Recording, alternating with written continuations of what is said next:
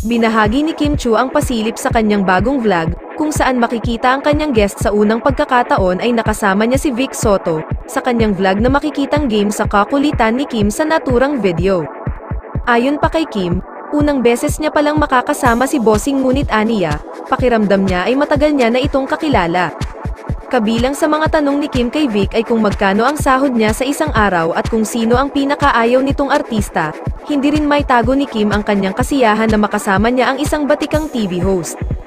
Marami ang natuwa na makita silang magkasama sa kabila ng pagiging hosts nila sa magkatapat na noontime show.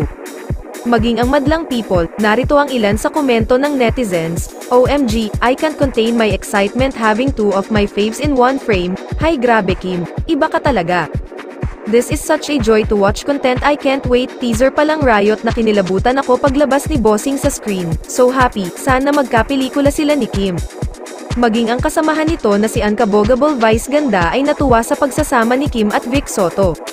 Syempre, lahat naman tayo idolo yan si Bossing. Wala naman naging issue sa pagitan namin kahit noon pa, yung mga tao lang talaga ang nagpapagulo. Ani Vice. Maaalalang na itanong ng entertainment press kay Vice kung posible din ba silang magsama nila Bossing sa pelikula. Bakit hindi? Ang naging sagot ni Vice, wala namang imposible. Ayon kay Vice, ako naman I would like to believe na kaibigan ko lahat. Wala akong kaaway, ayokong may kaaway.